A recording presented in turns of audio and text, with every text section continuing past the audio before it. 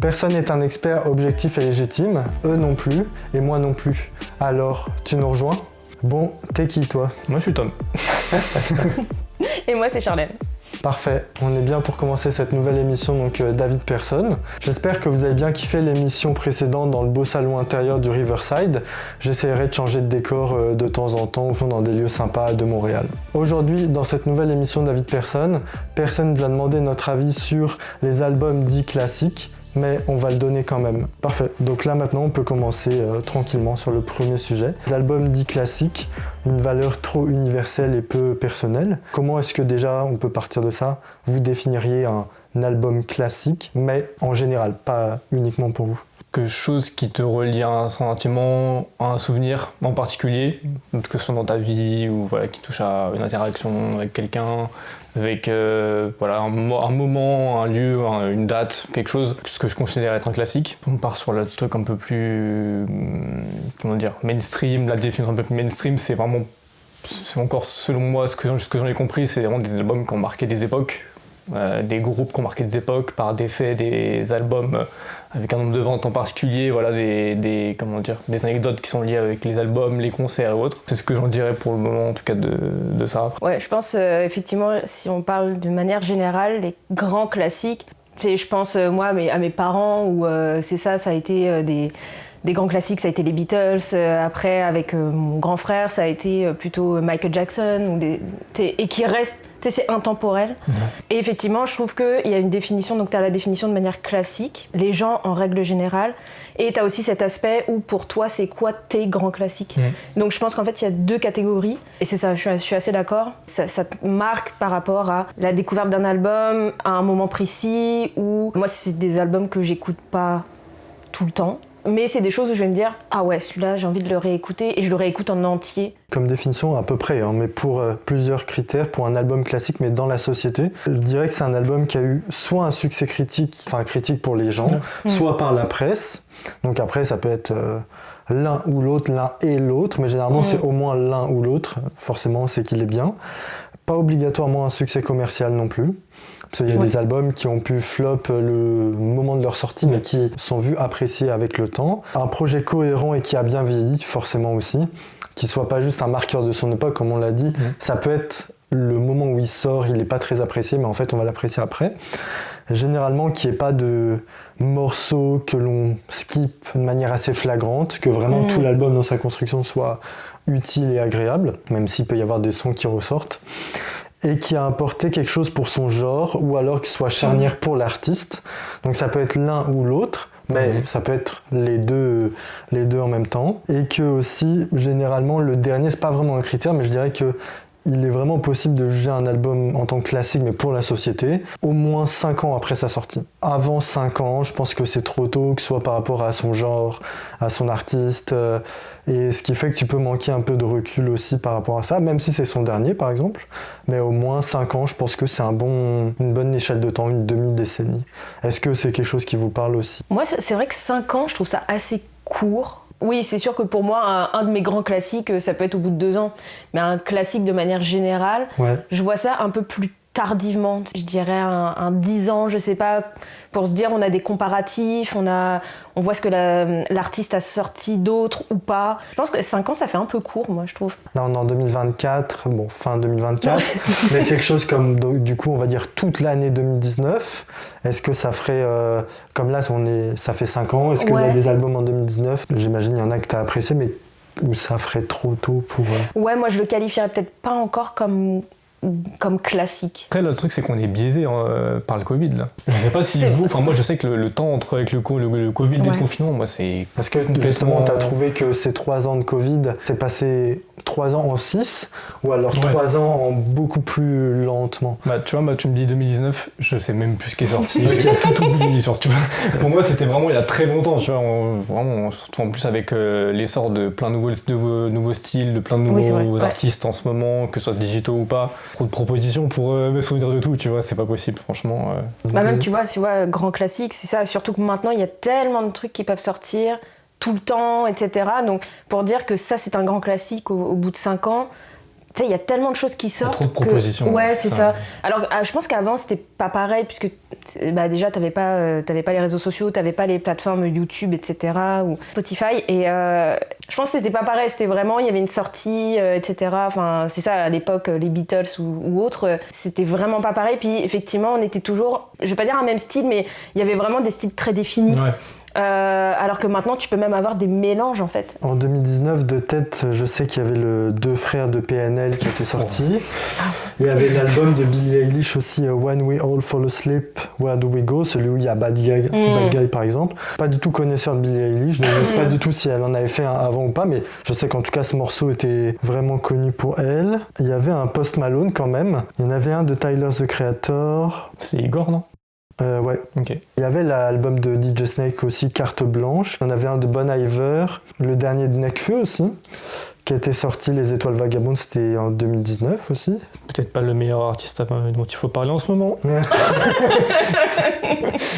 Au niveau monde, Ouais. là, je trouve pas tant de...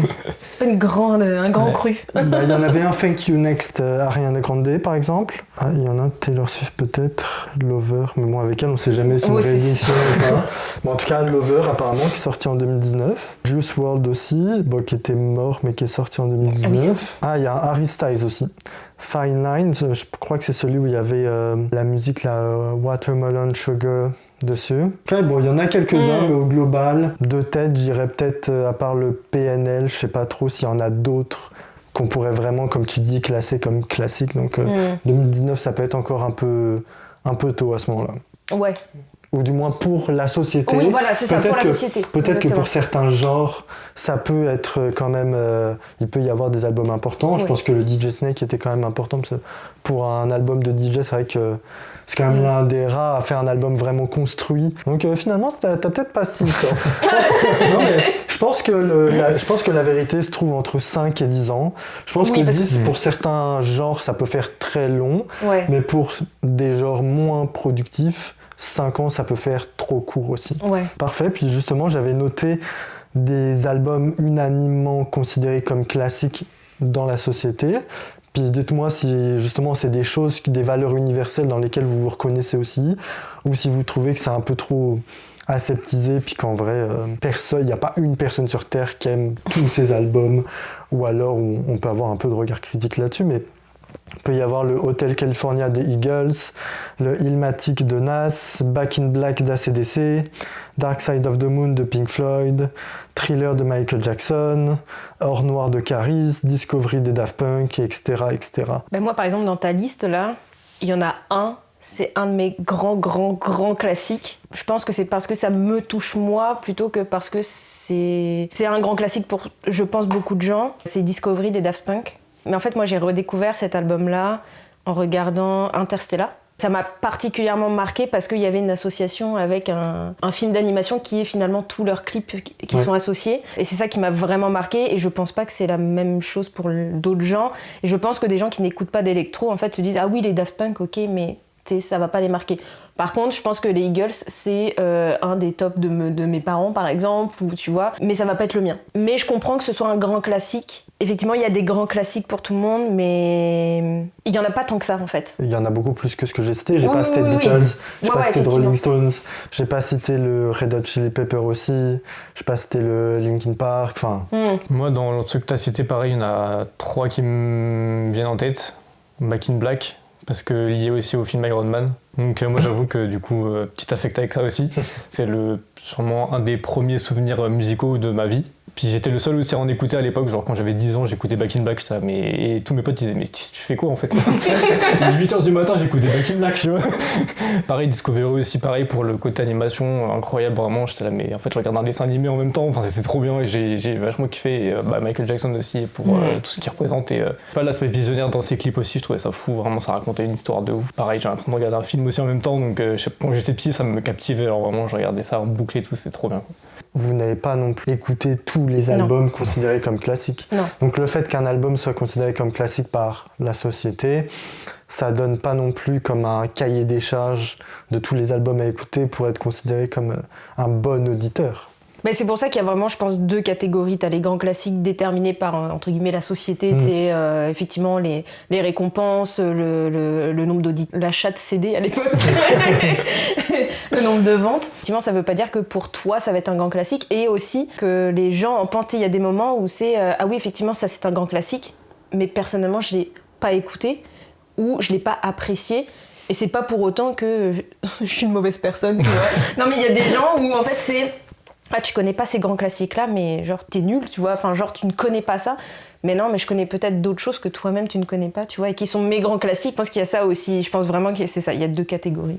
Surtout que ces grands classiques, ça peut être des albums qui ont fait découvrir leur artiste, mais en général, c'est surtout des gros albums populaires, tu vois. C'est pas un petit artiste dans une petite ville qui est généralement dans ces tops-là, tu vois. Il y en a pour qui c'est vraiment important, puis ça a propulsé leur artiste, mais c'est pas la majorité, tu vois. AC/DC, Michael Jackson, on en parlait. Mais je trouve que le plus important au-delà de ça, c'est surtout de savoir pourquoi il est classique pour toi. C'est vrai que les gens ont du mal à prendre de la distance avec les opinions de manière générale aussi. Je sais que là, dernièrement, il y a eu Beyoncé qui a fait plusieurs albums, là. Et c'était genre, faut absolument écouter, c'est vraiment un gros banger, etc. C'est exceptionnel. Ok, mais si c'est pas mon style de musique, je comprends et je respecte, on n'est pas tous au même niveau.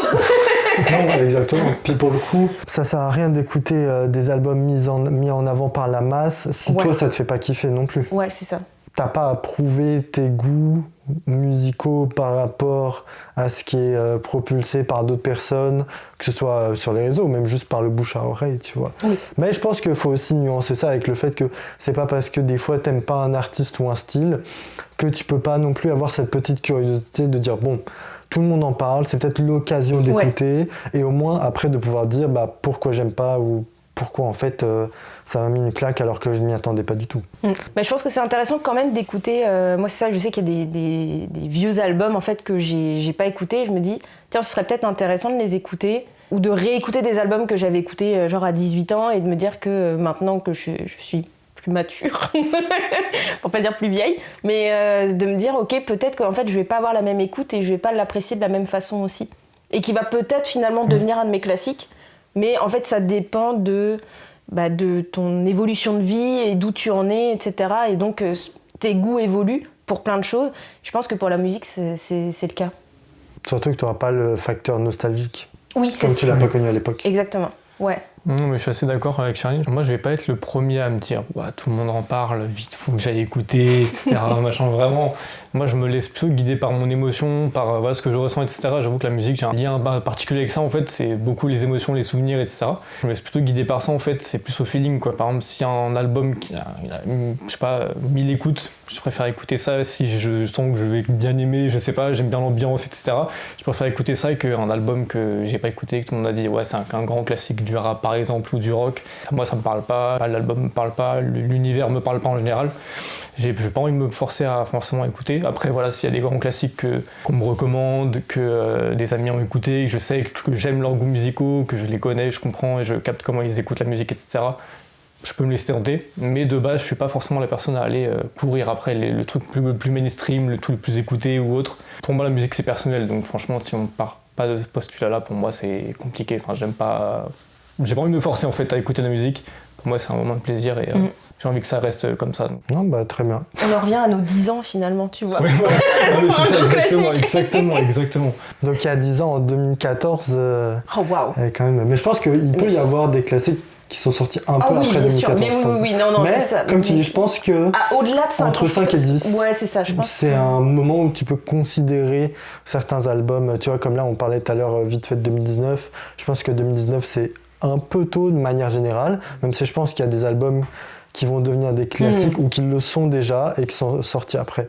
Par exemple, tu vois, un de mes classiques personnels, c'est After Hours de The Weeknd. Et si je me trompe pas, je crois qu'il est sorti en 2020. Le deuxième en soi, mais là pour le coup, enfin le deuxième de cette nouvelle trilogie Dawn FM, 1 an et demi, 2 ans après After Hours. Je pense que ça sera aussi un classique, mais pour l'instant, c'est encore trop tôt, puis ça dépend aussi de son 3e album qui va sortir bientôt pour finir sa trilogie, tu vois. Pour vous, quels sont vos albums classiques Là, ça y est, c'est l'occasion de partager tes artistes amis d'écoute. Non, franchement, des artistes amis d'écoute comme ça, j'en aurais pas, tu vois, mais pas en tout cas qui sont des classiques. Je peux avoir des artistes amis d'écoute qui sont des bons, des trucs que j'aime bien de temps en temps, tu vois, mais en classique, ça va être plus des Californication, tu vois, par exemple. Moi, c'est vraiment, pareil, une des premières claques que je me suis pris, tu vois. Pareil, le clip, c'est un jeu vidéo, je suis trop bien, genre, c'est trop bien. J'ai l'impression d'y être et tout, c'est trop stylé et tout. Pareil, j'étais le seul à écouter ça dans mon entourage, j'étais, mais qu'est-ce que tu fous? Pourquoi t'écoutes ça? Et je sais pas, ouais, c'est premier souvenir, première claque, Rolling Papers de Wiz Khalifa. Booba avec tout ce qui est Scarface, etc. à l'époque, La Fouine, plus du gros mainstream plus pour le coup. C'est vrai que j'ai été plus sur le mainstream quand j'étais plus petit. Après aussi forcément moins de possibilités de découvrir d'autres artistes à l'époque. C'est vrai que le streaming a fait qu'après on peut s'intéresser à d'autres artistes. Mais pour les gros classiques, ça serait on va dire plutôt rap. Ce qui est lié au souvenir, comme je dis, c'est exactement ça. Wiz Khalifa, c'est peut-être plus début 2010. Booba, La Fouine, tu m'as dit, puis Red Hot Chili Peppers. Ouais, c'est vraiment les artistes que j'ai écoutés au collège, quoi. C'est vraiment mes artistes de 6e, 5e, c'était ça, tu vois. Donc, ouais, c'était vraiment plus ça, ouais. Pour moi, je vais repartir sur Discovery. Moi, je suis une méga fan des Daft. Je peux pas dire, alors oui, Discovery, c'est vraiment mon gros classique. Enfin, en fait, pour moi, tous leurs albums sont des grands classiques. Donc, je pense que je suis peut-être un peu biaisée. Après, dans le même style, il y a aussi Justice. Pour moi, c'est des grands classiques. Enfin, c'est ça, je ne skip aucune chanson. Un peu plus récent, il y aurait l'album des Casseurs Flotteurs, que j'ai vraiment... Mais pareil, c'était lié au film que j'ai beaucoup apprécié, donc encore, il y a un lien, là. Mais très après, fort, très fort. Ouais, c'est vrai que... Incroyable. Il n'y a pas vraiment... En fait, moi, c'est plutôt des artistes plus que des albums, en fait. C'est très... Okay. Tu vois. Moi, je vois. Par exemple, là, dernièrement, j'ai réécouté Breakbot. Et en fait, je me suis dit, mais en fait, ces deux albums là que j'écoutais en boucle, les deux, c'est des bangers. Puis je pense que, tu sais, ma mère ne sait même pas qui est Breakbot. C'est sûr, je vais avoir vraiment des albums vraiment coup de cœur, des grands classiques. Mais je suis plus sur l'artiste en lui-même. Puis je vais plutôt écouter, tu sais, un ensemble de chansons.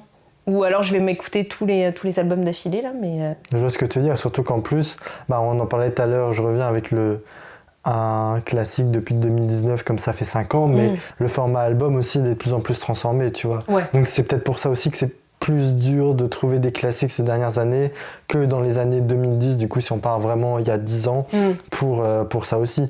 Puis en plus, là on parle vraiment d'albums, mais je vais quand même exclure du coup les mixtapes, les EP, ce genre de choses, ou même tu sais des fois juste tu sors 3 sons en un projet sur un disque. Il y en a qui peuvent être très très bien, mais ça limite encore un peu plus le style aussi.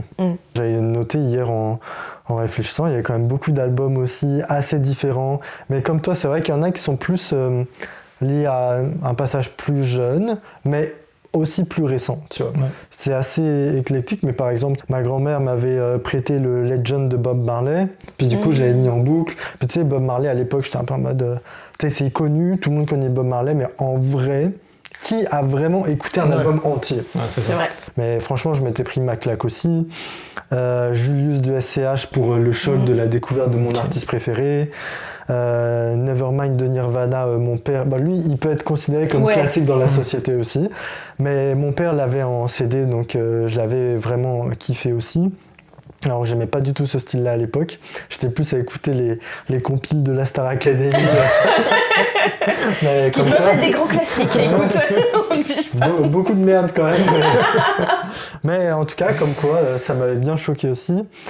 Play de Moby aussi, là c'était ma mère qui me l'avait pas mal fait écouter. T'avais parlé de After Hours de The Weeknd aussi, mais To Pimp a Butterfly de Kendrick. The Blaze aussi, tu vois. Toi, je pense pour Daft Punk, moi c'est plus pour The Blaze, ce côté justement électro française.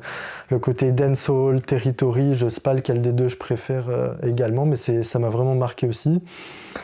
Petrichor, Enfant Sauvage, même du The End Black Eyed Peas pour mes années collège, même si ça a malheureusement... Oh, c'est vrai, le souvenir de fou. Même si malheureusement ça a un peu influencé le reste de l'électro et de l'EDM qui allait bien dans les années 2010, mais pas dans la bonne façon. Je pense que l'album a été bon, mais il y a plein de gens qui l'ont utilisé pour aller loin, puis après c'était peu la fin de l'EDM, l'électro qui nous a un peu cassé la tête au bout d'un moment, tu vois, avec les mêmes artistes copier-coller, mais même par exemple du Kavinsky, du Apache, du Woodkid, le premier de Post Malone aussi qui est mon préféré, dans la légende de PNL, etc. Donc je dirais c'est les principaux, même s'il y en a plein d'autres, même pour vous, là il y en a quelques-uns. Oui, c'est ça. Oui, là moi je viens de repenser à Sébastien Tellier, tu sais. C'est un artiste que j'adore, mais qui est pas, qui est connu surtout pour ses dérapages ou ce genre de choses. Tu vois, même de la variété française, même si je suis moins fan, mais c'est vrai que je sais plus le nom, mais j'avais eu mon parrain m'avait offert une compile de Johnny dans les années 2000, où en gros je crois que c'était moitié live, moitié genre ses vraies chansons, mais c'était aussi en live, et c'était incroyable, alors que je détestais Johnny. Ouais. Je suis pas un grand fan non plus, mais juste cet album-là, je l'ai kiffé aussi, comme tu disais, par rapport à certains souvenirs. Donc c'est sûr que ça peut aussi se rattacher à ça. Tout le monde n'a pas été marqué par les mêmes choses, parce que c'est très générationnel. Est-ce que toi, les Daft Punk, le fait que tu les aimes autant, c'est parce que tu les as peut-être connus ou appréciés à un certain moment de ta vie ? Ouais, je pense, en fait, il y a aussi ce truc de tu les découvres et tu les suis. Ils avaient quand même sorti d'autres albums quand j'ai découvert Discovery. Et en fait, c'était vraiment genre, dès qu'ils sortaient un album, là, c'était ok, tu sais, genre ils vont sortir l'album et je vais l'écouter, etc. Mais je pense que c'est ça, c'est à une époque où, tu sais, je me découvrais un peu, tu sais pas trop, tu sais, t'écoutes un peu de tout, tu sais, collège, lycée, là... tu sais pas trop où tu t'en vas là, mais je pense vraiment que ça a été ça, et puis j'écoutais pas forcément la même chose que mes potes. Je pense qu'il y a eu ce côté Discovery, comme on disait, où c'est relié à quelque chose de visuel aussi, et je trouve que ça accroche encore plus parce que t'as plein d'émotions en même temps, t'as du visuel, t'as de l'écoute, tu peux te projeter aussi, c'est quand même lié à ton âge, et je pense que vraiment tes classiques évoluent en fonction de ton âge. Oui, parce que tu m'as cité Discovery, mais t'as pas cité Homework ou Random Access Memories. Non, donc c'est peut-être que même si les autres, tu les apprécies beaucoup, celui-là, il y a un truc très particulier. Une émotion plus que les autres. Et pareil, j'ai un peu la même chose. Alors tu vois, c'est très particulier, mais c'est quand ils ont fait la bande originale de Tron. Moi, j'ai adoré l'album et je l'écoute encore en boucle quand je travaille, par exemple. Pareil, je pense qu'il y a le visuel du film que moi, j'ai beaucoup aimé. Et Justice, c'est pareil, il y a beaucoup d'éléments visuels quand tu vas les voir en concert ou ce genre de choses.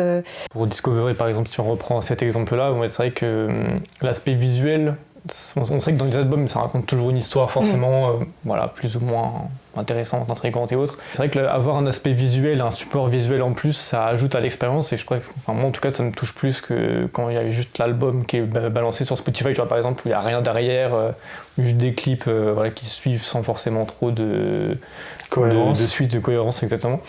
Et c'est vrai que du coup, par exemple, comme pour le film des Casseurs-Flotteurs aussi, où il y a le film qui va, les musiques qui vont avec, etc., ça ajoute à une vraie expérience, et tu te sens beaucoup plus immergé dans l'histoire qu'un album, on va dire, entre guillemets, classique ou autre. C'est vrai que ça me touche aussi beaucoup plus, forcément, et ça me donne aussi forcément envie de suivre l'artiste, de grandir avec et de suivre un peu ce qu'il fait tout au long de sa discographie, donc c'est cool, franchement. Ouais, comme tu l'as dit avec Californication de Story Dot. En fait, j'ai l'impression un peu comme Charlène, de suivre tous leurs albums, de grandir avec et de toujours apprécier, en fait. Donc je me dis, là, c'est pas possible, quoi. Je peux pas. Ça sera vraiment. Moi, je sais que par exemple, les Red Hot Chili Peppers, ça sera vraiment mon groupe préféré à vie, quoi, c'est sûr. J'ai grandi avec et je continue toujours à apprécier toujours autant ce qu'ils font. Ça me touche, quoi, c'est tout. C'est juste très fort, quoi. C'est ça, c'est important. Mais au moins, c'est bien aussi de se poser des questions puis de le savoir. Tu vois, parce que tout le monde a des albums classiques, puis tu peux nourrir une certaine curiosité envers tes albums classiques et les albums classiques de la société, qui peuvent être un marqueur aussi de départ sur une époque précise par rapport à l'artiste et la relation que tu as avec. Tu parlais tout à l'heure de AC/DC aussi. Peut-être que de base, tu n'écoutais pas forcément, mais cet album-là t'a peut-être permis d'écouter plus de rock. C'est ça, il y a des mini-révolutions en fait dans la musique avec certains albums. On parlait, c'est ça, entre Bob Marley, on parlait de Michael Jackson. C'est sûr que c'est des gens qui ont révolutionné la musique, tu vois. Même si c'est des gens que t'écouterais pas, tu vois, là par exemple, je me suis dit, c'est vrai que Bob Marley, en fait, j'ai jamais écouté l'album, tu vois, un album entièrement. Et je me dis, tu vois, c'est peut-être l'occasion, peut-être que ça va m'ouvrir les portes d'autres choses après, où je vais vouloir aller creuser ça, tu vois. Et celui-là, il en a quand même plusieurs. Oui, mais celui-là, vraiment, quand je l'avais écouté la première fois, je m'étais dit vraiment... je connais pas cette sensation. J'avais déjà entendu une de ces musiques, peut-être dans un film, là comme ça, dans les années 2000, je crois que dans Je suis une légende, il a Bob Marley. Will Smith, je crois qu'il la chante. Ouais. Mais tu sais, par-ci par-là, tu connais un peu si ça passe. Mais l'album, le fait d'écouter un album de reggae de A à Z, j'avais jamais ressenti cette sensation avant. Tu vois. C'était quand même agréable, plus qu'agréable quand même. Donc, mais ça devient triste aussi quand on parlait du moment où tu commences à écouter un album classique pour la société, où tu commences à te forcer, si t'es pas dans le mood, ou si t'en as vraiment pas envie, comme tu disais tout à l'heure, dans le sens où faut laisser le temps faire son travail, puis si t'as envie de revenir sur, de venir sur cet album, bah, tu le feras naturellement. Comme tu disais, si quelqu'un te le recommande, mais de manière directe, pas juste un algorithme de plateforme, si t'es pas intéressé de le faire, tu vas pas le faire, quoi. Est-ce que vous êtes déjà forcé d'écouter un album classique, ou même un artiste, et vous n'avez pas kiffé ? Je pense que j'ai skippé ça. C'est que j'ai pas voulu m'en souvenir.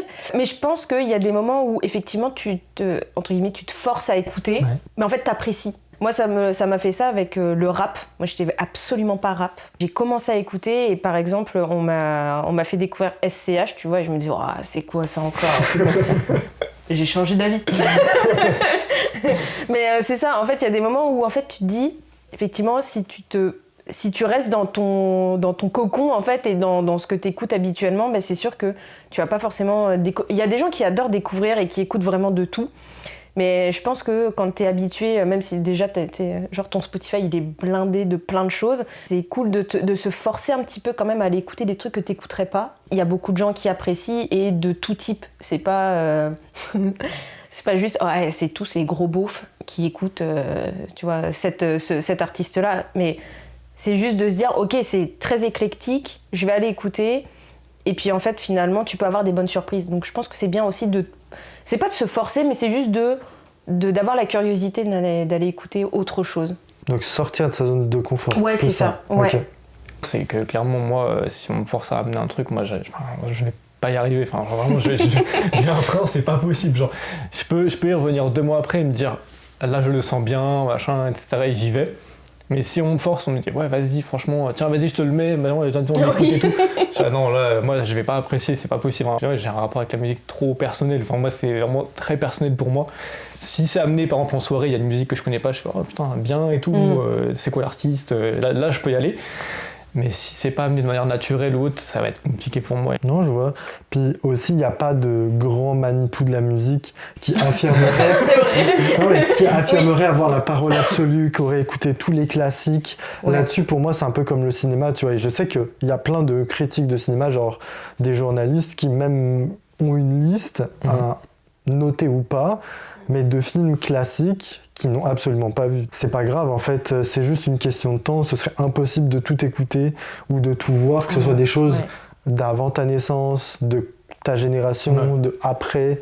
Et donc là-dessus, c'est quand même impossible de faire le tour et d'avoir une personne qui dit moi, tous les albums de musique, je les ai tous écoutés sans dire apprécier, mais je les ai tous écoutés, ça c'est mes classiques, etc. Genre. Il y a des moments, des albums qui ont 10, 20 ans, et tu sais que tout le monde les connaît, et en fait tu les écoutes à un moment donné de ta vie, et il y a une découverte, t'sais. En fait tu sais que de toute façon il y aura toujours des découvertes. Ouais c'est ça, des trucs même d'avant ta naissance, comme tu disais, là tu parlais de films aussi, et je trouve ça super cool en fait parce que comme on disait, t'as un nouveau monde qui s'ouvre à toi, et en fait c'est ça, t'auras une perpétuelle découverte, que ce soit en musique ou en film ou en n'importe quoi. Tu peux toujours revenir en arrière et te dire ok, tiens, je vais tenter.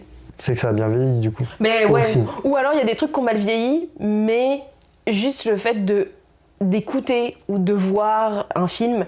Moi j'ai vu dernièrement L'Exorciste, tu vois, pour la première fois de ma vie, et ça a super mal vieilli, mais juste de me dire ah waouh, je l'ai vu enfin et ça m'a donné envie de voir, tu sais, tous les vieux films de ce style-là. Et c'est ça, donc je pense qu'avec la musique c'est un peu la même chose, tu vois. Je vois. Moi pareil, j'ai regardé 8 Miles il y a pas longtemps. Ouais. J'ai regardé j'ai écouté tous les sons qu'il y avait dans le film, tu vois. Alors que après voilà, Eminem t'écoutes, t'as des classiques d'Eminem qui ressortent, etc. Mais du coup c'est vrai que je me suis un peu plus plongé dedans après ça, et c'est vrai que pareil, le film, je trouve pas que ce soit non plus une révolution, on va pas se mentir, mais les sons par contre ils bougent pas quoi. Enfin, ils sortent maintenant, moi je dis ouais, ok, pas très fort quoi. C'est voilà, y a rien de plus que ça quoi. Donc, ça c'était plus un marqueur, le fait d'avoir le film et la musique c'est ça. qui soient corrélés en même temps aussi. On écoute de la musique parce qu'on a envie, mais c'est pas notre job de le faire. Puis il faut pas que ça devienne aussi, comme tu dis, faut que ça reste un plaisir. Puis on a tous un rapport différent. Après, je trouve que moi j'ai un peu ce côté-là de tout ce qui est rare et précieux. Et des fois, les sons ou les albums que je préfère, c'est pas forcément ceux que je réécoute le plus, pour pas que l'émotion elle s'estompe trop. Ça s'estompe, mais j'essaye de le faire moins.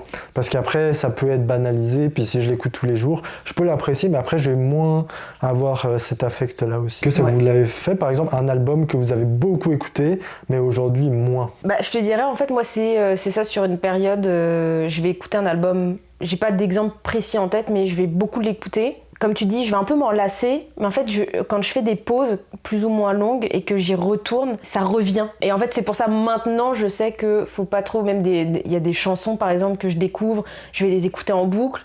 Et en fait, au bout d'un moment, tu dis, franchement, j'en ai marre. Et c'est vraiment dommage. Donc, il faut vraiment se faire une pause, je pense. Ça, essayer d'écouter plein de choses différentes. Mais je pense que, justement, la force de ton classique, c'est que, même si ça s'étiole, si tu fais une pause et que tu y retournes, ça reste toujours ton classique. Tu as toujours un sentiment particulier envers cet album-là. C'est là en toi. Ouais, c'est ça. Il y a vraiment un lien, comme tu disais, un lien très personnel que tu as avec cet album-là. Moi, c'est Californication. Hein. Moi, ça bouge pas, hein, clairement. Je l'ai écouté quand je suis sorti. Je pense pendant tout le collège, je l'ai écouté, mais tous les jours, je pense vraiment. C'était un truc de ouf. Hein, tu t'es jamais lassé Non. Wow. Franchement, non, même pas. La pochette, le CD, etc. Donc, j'ai acheté tout ce qu'elle allait avec, tu vois, vraiment, c'était trop bien. Je me suis un peu plus lassé, ou je me suis plus ouvert au rap, etc. après collège. Au-delà du collège, lycée, j'y reviens une fois par année maintenant et je retrouve du coup les émotions de quand j'étais plus petit et que je découvrais le truc. Et c'est vrai que le sentiment de découverte aussi, moi je l'aime beaucoup. Je me prends une claque à chaque fois quand je découvre un truc, donc j'aime bien aussi redécouvrir un peu ce sentiment-là, même si forcément ça peut pas être exactement intact. Et est-ce que vous pensez qu'on peut continuer de produire des classiques pour la société à l'avenir, ou est-ce qu'on va toujours rester sur les anciens? Parce qu'après, personnellement, tant qu'il y aura la musique, tu auras des émotions, tu auras des événements de vie qui font qu'il y aura toujours des albums qui vont te marquer plus que d'autres. Mais pour la société, est-ce que vous pensez que ce sera toujours le cas? Moi, je pense que oui. Moi, je sais que de ce que j'en ai compris, de ce que j'en ai vu autour de moi, etc., je sais que PNL, quand c'est sorti, c'était... tout le monde l'a pris ça pour un classique. Quel album? Deux frères? Avant. Je sais que ça a été un truc où ça a inventé un nouveau genre à l'heure où tout le monde était sur du 140 BPM. Là, c'est le truc le plus chill du monde, vraiment. Et du coup, ça a pris tout le monde à contre-pied. Et je pense qu'à l'heure actuelle, je pense que la discographie de PNL, c'est un classique. Tu vois, si t'es fan de rap, je pense que même si t'apprécies pas forcément le style, c'est un classique, c'est un truc qui a inventé un nouveau style où maintenant il y a que des copies de PNL de partout. Je sais pas, ça a touché trop de monde aussi, je pense, PNL. Ça a fait découvrir du rap à ma cousine alors qu'elle écoutait pas de rap. Tu vois, c'est fou. Et est-ce que tu penses que ça peut être répliqué, que ce soit dans ce style-là ou dans d'autres styles à l'avenir? Je pense que ça a été fait en 2019, dans les quelques années qui sont arrivées précédemment. Je pense qu'il n'y a pas de raison pour que ça ne soit pas le cas après, tu vois. Ça se réinvente de plus en plus à l'heure actuelle, donc pour moi, il n'y a pas de raison qu'on ne puisse pas s'ouvrir aussi musicalement nous et que les gens ne puissent pas aussi apprécier autre chose. Donc pour moi, ouais, complètement.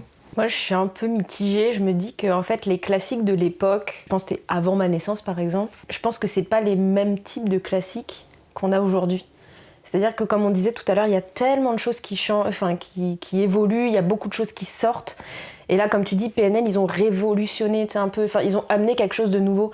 Et je pense que ça marque beaucoup. C'est ça qui peut faire que ça devient des classiques. Mais je pense qu'à l'époque, il y avait moins de sorties, il y avait moins de styles aussi. Donc vraiment, les classiques sont très, très, très ancrés, tu vois, dans la société. Aujourd'hui... Est-ce que dans 20 ans, ce sera toujours des classiques qui sortent aujourd'hui ou dans les 5-10 ans là, par rapport à aujourd'hui? J'imagine que oui. Est-ce que ça va toucher autant de gens que ce qu'il y avait il y a, 50 ans par exemple, tu vois?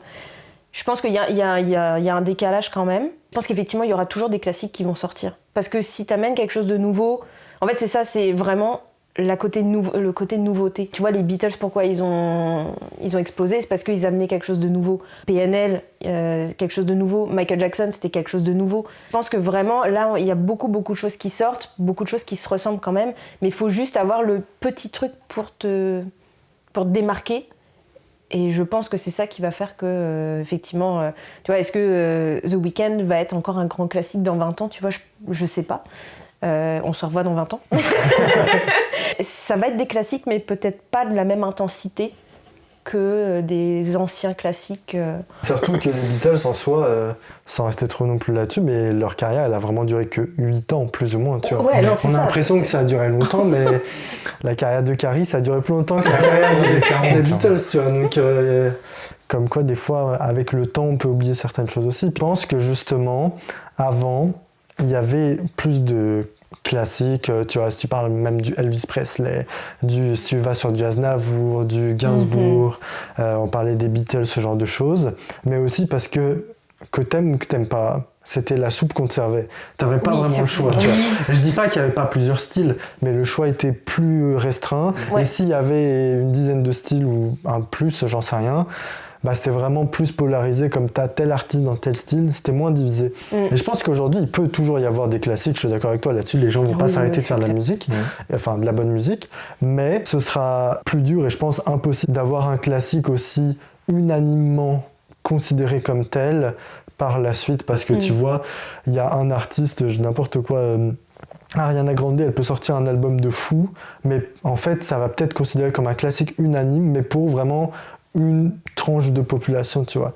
Et contrairement à avant où t'avais pas vraiment le choix, donc forcément, bah, que t'aimais Michael Jackson ou pas, tout le monde connaissait et écoutait plus ou moins. Mais au moins, aujourd'hui, il y a tellement d'artistes, d'albums et de styles que bah, si t'aimes pas et t'écoutes pas. Et tu connais même pas, en fait, tu vas pas t'y intéresser. Donc je pense que je suis d'accord avec toi, ce sera toujours le cas.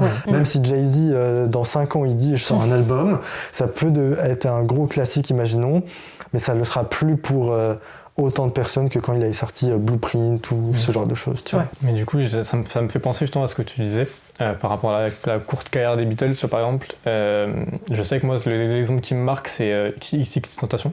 Que genre vraiment avant sa mort il avait fait je crois 2-3 albums, je sais plus, un truc comme ça. Un c'est sûr, après je sais pas si c'est je sais plus, voilà c'est ça.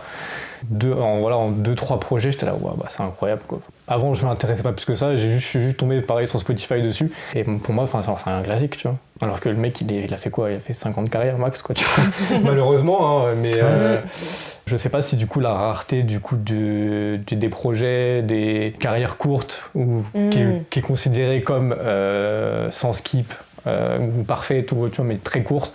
Je sais pas si la rareté de la chose fait que ça met aussi le statut de la personne dans la légende de son domaine ou pas tu vois. C'est vrai que l'exclusivité et la rareté du coup de la chose fait que pour moi aussi ça peut rentrer en compte. On peut juste dire qu'en fait, tant qu'il y a de la bonne musique, c'est ça qui compte, tu vois. Ouais. Tu disais avec soit les Beatles qui durent 8 ans, XXXTentacion qui dure peut-être 5 ans, PNL je pense que c'est 4.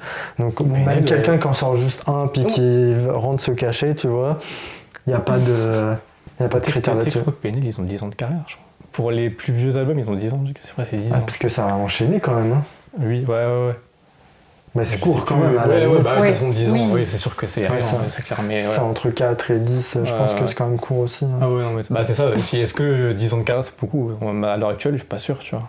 On connaît des artistes qui sont là depuis des années et des années. Et qui font pas forcément de la bonne musique non plus. Ouais, voilà, c'est ça. On est d'accord. Prochaine fois, on fera un sujet sur les pires albums par style, les pires artistes. On n'a pas fini là. Il y en a beaucoup. Abonne-toi à Vie de Personne pour ne surtout pas louper un épisode en activant la cloche sur YouTube, Spotify, Deezer, Amazon Music et Apple Podcast. Et dis-nous quels sont tes albums classiques, ceux qui t'ont vraiment marqué. Grand merci pour le temps passé avec Charlène et Tom et puis la confiance qu'ils m'ont donnée pour cette 6e émission. On a hâte de lire tes retours sur ces 3 sujets et on se voit très bientôt pour une 7e émission de Vie de Personne. Et surtout, n'oublie pas que Évasion on s'en fout. Allez, ciao.